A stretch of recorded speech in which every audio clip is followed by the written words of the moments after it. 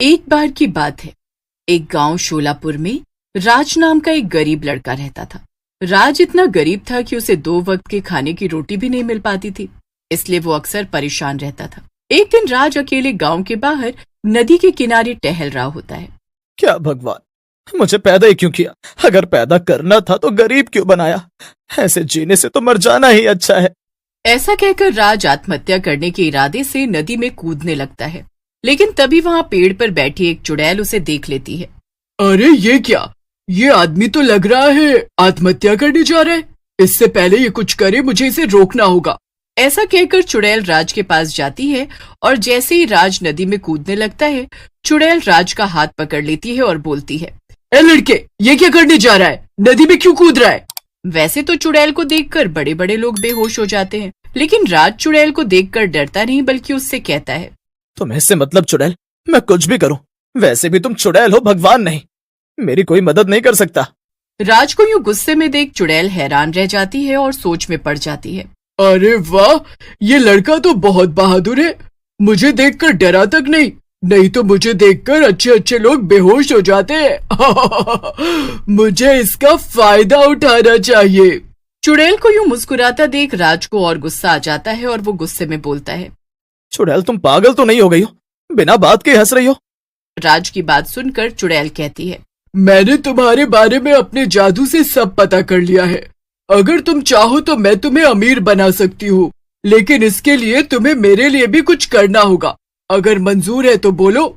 चुड़ैल की बात सुनकर राज कुछ सोच में पड़ जाता है, लेकिन कोई और रास्ता न देख वो मन ही मन चुड़ैल का साथ देने का इरादा बना लेता है।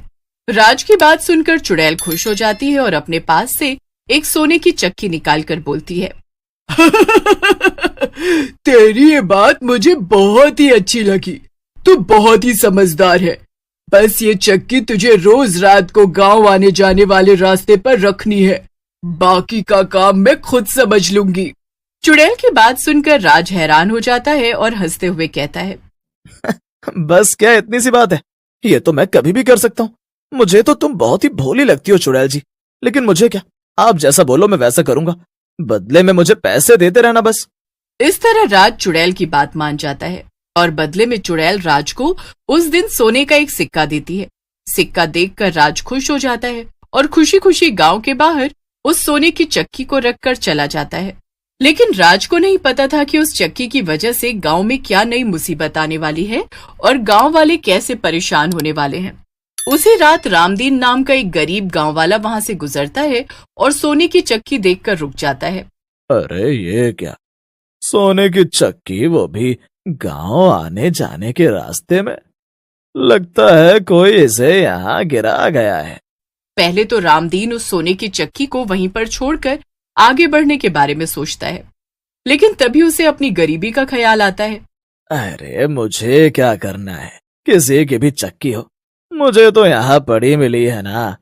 ऐसा करता हूँ, इसे ले चलता हूँ, कल सुनार को भेजकर पैसे ले लूंगा।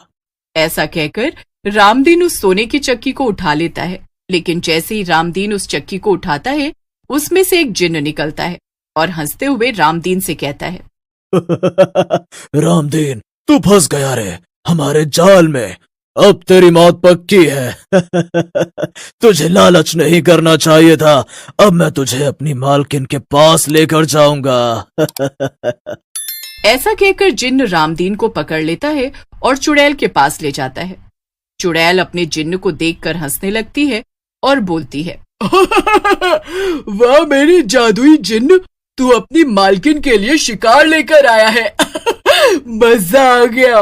मैं कई दिन से भूखी थी, लेकिन लगता है तेरे रहते मुझे खाने की कोई कमी नहीं होगी। जिन्न और चुड़ैल की बातें सुनकर वहां पर खड़ा हुआ रामदीन बोलता है, चुड़ैल जी, जिन जी, आप दोनों तो भले मानुस लगते हैं। मुझे जाने दो, मैं लालच में आ गया था। मुझे छोड़ दो, मैं आगे से रोड पर पड़ी कोई चीज नहीं उठाऊंगा। अरे वो तो छोड़ो, मैं अपने घर के भीतर पड़ी कोई चीज नहीं उठाऊंगा। रामदीन की बात सुनकर चुड़ैल हंसने लगती है और बोलती है, चुप कर लालची इंसान, तेरे लालच ने तेरी जान ली है। ना तो वो सोने की चक्की उठाता, न तेरी जान जाती। ऐसा कहकर चुड़ैल रामदीन को मारकर खा जाती है। अगले दिन गांव वालों को रामदीन की लाश मिलती है लाश को देखकर गांव वाले घबरा जाते हैं। सनी नाम का गांव वाला बोलता है, अरे भाइयों, ये तो अपने रामदीन की लाश है, लेकिन किसने इसको इतनी बेदर्दी से मारा है? ऐसा तो कभी नहीं हुआ हमारे गांव में। सही कह रहे हो सनी भैया, न जाने कौन है जिसने रामदीन भाई को इतनी बुरी तरह मारा है, लेकिन अभी तो हमें रामदीन की लाश का अंतिम संस्कार कर देना चाहिए ताकि इसकी आत्मा भटकती ना रहे। ऐसा कहकर गांव वाले रामदीन की लाश का अंतिम संस्कार कर देते हैं। उसी रात रवि नाम का एक गांव वाला, जो कि एक शराबी होता है, जंगल वाले रास्ते से गांव की ओर जा रहा होता है। उसे वहां सोने की चक्की दिखती है। अरे वाह, सोने की चक्की! ये कम से कम 10 किलो की तो जरूर होगी। मजा आ गया, ये तो अब खुलकर शराब पीऊंगा।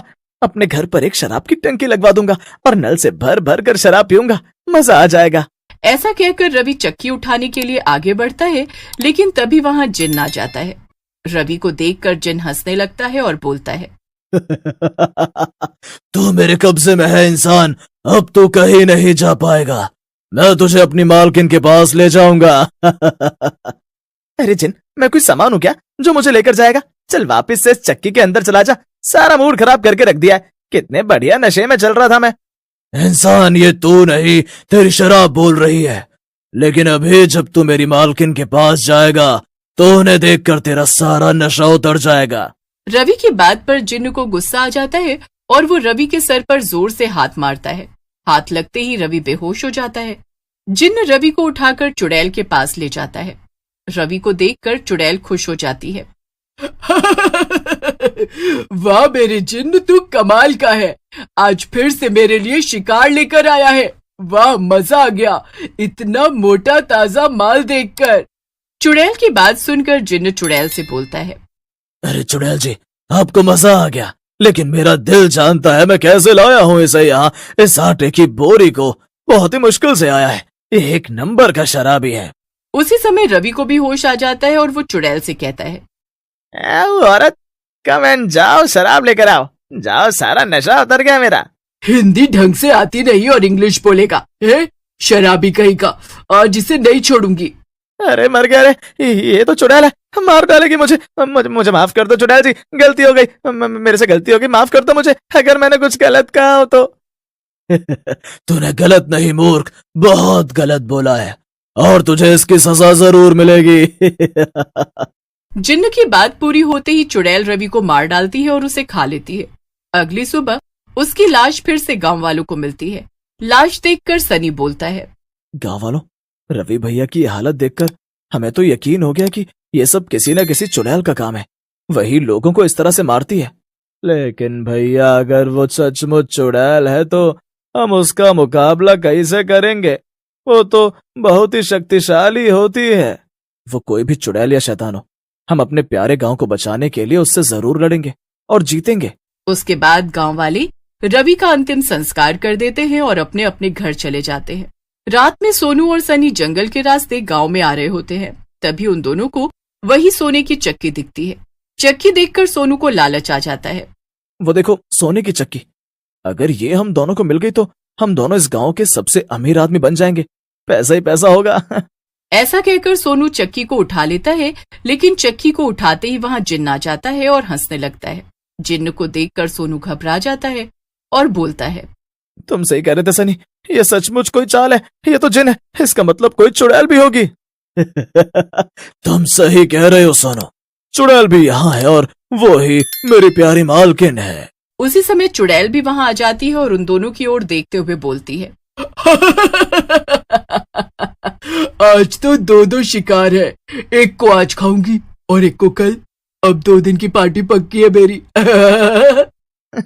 ज्यादा खुश होने की जरूरत नहीं है चुड़ैल, आज का दिन तेरा आखिरी दिन होगा। ऐसा कहकर सनी अपने गले में पड़ा हनुमान जी का लॉकेट बाहर निकालता है और जोर जोर से हनुमान चालीसा पढ़ने लगता है।